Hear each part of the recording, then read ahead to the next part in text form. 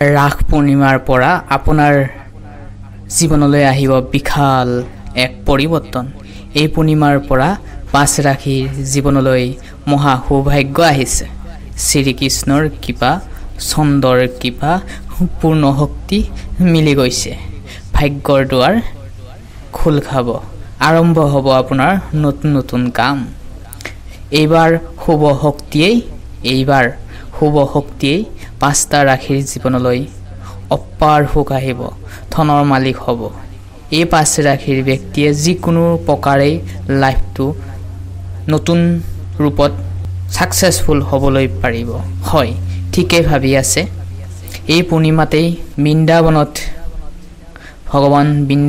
ভগৱান শ্ৰী কৃষ্ণৰ গোপীসকলৰ মনৰ ইচ্ছা পূৰণ কৰিবলৈ বাবে জুনৰ পোহৰত গোটেই ৰাতি যমুনা নদীৰ পাৰত কামকিলাৰ প্ৰকাশ কৰিছিল। ৰাস পূৰ্ণিমাৰ মানেই শ্ৰীকৃষ্ণৰ ৰাধাৰ মিলনৰ পবিত্ৰ ৰাতি। এই পূৰ্ণিমাৰ তিথি চন্দ্ৰ আৰু বৃহস্পতিৰ শুভ সংযোগ মানুহৰ জীৱনত ইতিবাচক পৰিৱৰ্তন আনে। বিশেষকৈ পাঁচটা ৰাশিৰ ভাগ্য উজ্বলি উঠিব, কাৰণ এই ৰাস পূৰ্ণিমাতেই ভগৱান শ্ৰীকৃষ্ণৰ ভক্তিসকলৰ মনৰ আশা পূৰণ হ'ব। ভাগ্যশালী ৰাশিসমূহলৈ মনৰ ইচ্ছা পূৰণ কৰিবলৈ পাৰিব। প্ৰিয় দৰ্শক, আজিৰ এই ভিডিঅ'টোত আমি জানিম যে ৰাস পূৰ্ণিমাৰ পাঁচটা ৰাশিৰ ভাগ্যশালী হ'ব, ধনৰ মালিক হ'ব। বাকী থকা যে সাতটা ৰাশি যে বিশেষ বেয়া হ'ব, সেয়া কেতিয়াও নহয়। এই বাকী থকা সাতটা ৰাশিৰ বিশেষ টিপছ কম, যাৰ জৰিয়তে আপুনি জীৱনত আগবাঢ়ি যাবলৈ কিছু বিশেষ টিপছ পাব। সেয়েহে ভিডিঅ'টিত আৰম্ভণিৰ পৰা শেষলৈ চাওক। আৰু চেনেলটিত নতুনকৈ আহিছে যদি চেনেলটি ছাবস্ক্ৰাইব কৰি থ'বলৈ একেবাৰে নাপাহৰিব। তেনেহ'লে প্ৰিয় দৰ্শক, আহকচোন প্ৰথম ভাগ্যশালী ৰাশিটোলৈ আমি যাওঁ। মিথুন ৰাশি। প্ৰথম ভাগ্যশালী ৰাশিটো হৈছে মিথুন ৰাশি। হয়, মিথুন ৰাশিৰ স্বামী গ্ৰহ হৈছে বুধ গ্ৰহ। এই ৰাশিৰ ব্যক্তিসকলে সফলতা আনিব পাৰে, ভগৱান শ্ৰীকৃষ্ণৰ কৃপা লাভ কৰিবলৈ পাৰিব। চাকৰি ব্যৱসায়ৰ ক্ষেত্ৰত এক নতুন দিশ মুকলি হ'ব। বহুদিন ধৰি ৰখি থকা কাম, ৰৈ যোৱা কাম সম্পূৰ্ণ কৰিবলৈ পাৰিব। এই কাম সম্পূৰ্ণ হ'ব। নতুন উপাৰ্জনৰ পথ মুকলি হ'ব। প্ৰেমত লাভ ৰিলেশ্যনশ্বিপৰ বিষয়ে জানো আহকচোন। লাভ ৰিলেশ্যনশ্বিপত যুৱক যুৱতীসকলে যিসকলে এতিয়ালৈ ৰিলেশ্যনশ্বিপত আছে, নতুন এটা সম্পৰ্ক গঢ়ি উঠিব আপোনাৰ। তাৰ মাজত মৰম ভালপোৱা চেনে বাঢ়িব, ইজনৰ প্ৰতি ইজনৰ ৰেচপেক্ট থাকিব। চাকৰি ব্যৱসায়ৰ শিক্ষা লাভ ৰিলেশ্যনশ্বিপত সফলতা জয় কৰিব পাৰিব। গুৰুৰ কৃপা আপোনাৰ লগত আছে। শনি আৰু মংগল শুভ দৃষ্টি আছে। চাকৰিৰ ক্ষেত্ৰত প্ৰস্তুতি চলাই আছে যদি হঠাৎ নহ'ব, কৰ্ম কৰি যাওক, ফল এদিন নিশ্চয় পাব। হয়, শনিৰ শুভ হোৱাৰ ফলত আপোনাৰ খংবোৰো কমিব। ব্যৱসায় বাণিজ্যটো আগবাঢ়ি যাবলৈ প্ৰেৰণা আৰু উৎসাহিত হ'ব পাৰিব। প্ৰিয় দৰ্শক, ৰাস পূৰ্ণিমাৰ জানো আহকচোন। ৰাস পূৰ্ণিমাৰ তিথি আৰম্ভ হৈছে।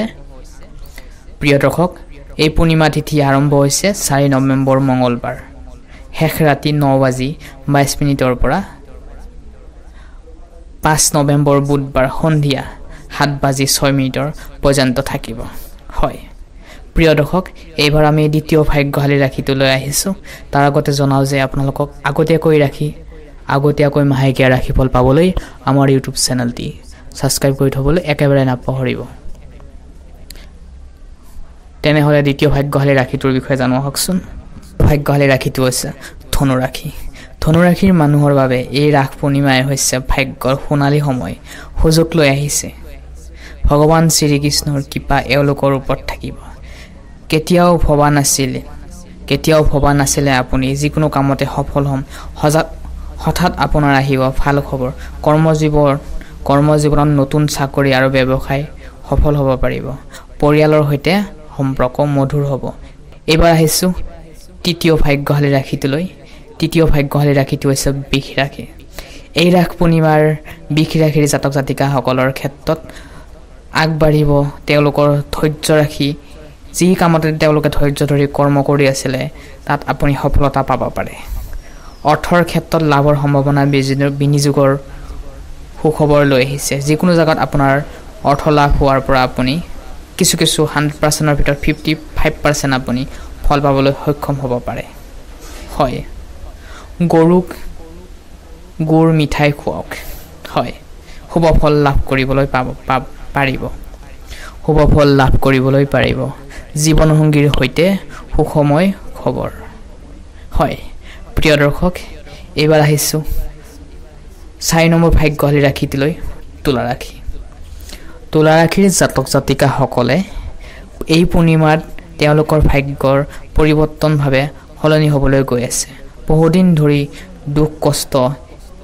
পাই থকা লোকসকলে তেওঁলোকৰ সমাপ্ত হ'ব চাকৰি ব্যৱসায়ত যিসকলে প্ৰচেষ্টা চলাই কৰ্ম কৰি আছে তেওঁলোকে কিন্তু আকৌ নতুনকৈ কৰ্ম কৰি যাওক নিগেটিভ কথাবোৰ পাহৰি পজিটিভ চিন্তাবোৰ চৰ্চাবোৰ লৈ আগবাঢ়ি যাবলৈ চেষ্টা কৰক কাৰণ আমি মনত কনফিউজ ভাববোৰ আৰু মনত নিগেটিভ ভাববোৰ আঁতৰাব লাগিব হেয়া আপোনাৰ নিজে হাজি লোৱাহে হ'ব কনফিউজ ভাববোৰ আঁতৰাই আপুনি যিকোনো কৰ্মৰ ক্ষেত্ৰতে হওক ৰিলেশনশ্বিপৰ ক্ষেত্ৰতে হওক আগবাঢ়ি যাবলৈ চেষ্টা কৰক পৰিয়ালৰ ক্ষেত্ৰত নতুন ঘৰৰ চিন্তা বাঢ়িব আপোনাৰ সম্পত্তি লাভ কৰাৰ সম্ভাৱনাও আছে বাকি ভালে দেখা গৈছে শিক্ষাৰ ক্ষেত্ৰতো যথেষ্ট আপোনালোকৰ মাজত থাকিব উচ্চাহ আকাংক্ষা হয় এইবাৰ আহিছো অন্তিমটো ৰাখিলৈ হয় অন্তিমটো ৰাখি হৈছে মীন ৰাশিৰ জাতক জাতিকাসকলৰ মাজত দেখা গৈছে এই ৰাস পূৰ্ণিমাৰ পৰা তেওঁলোকৰ মনৰ মাজত আত্মবিশ্বাস বাঢ়িব হয় শ্ৰীকৃষ্ণৰ কৃপাই তেওঁলোকৰ মগজু আগতকৈ শক্তিশালী কৰিব বিবাহত ভাল যোগ দেখা পোৱা গৈছে লুকাই যিসকল প্ৰেমিক প্ৰেমিকা আছে লুকাই প্ৰেম কৰি আছে তেওঁলোকৰ প্ৰেম সফল হ'ব কৰ্মৰ ক্ষেত্ৰত নতুন দায়িত্ব আৰু সাফল্য আনিবলৈ পাৰিব হয় প্ৰতিদিনে নিজৰ মনৰ মাজত বিশ্বাস ৰাখি আগবাঢ়ি যাবলৈ চেষ্টা কৰক এইকেইটা দিনেই হৈছে আপোনাৰ বাবে অত্যন্ত ভাল দিন হয় 12টা মাহত 10টা মাহ গুচি গ'ল আৰু 2টা মাহ আছে নৱেম্বৰ ডিচেম্বৰত সংকল্প লওক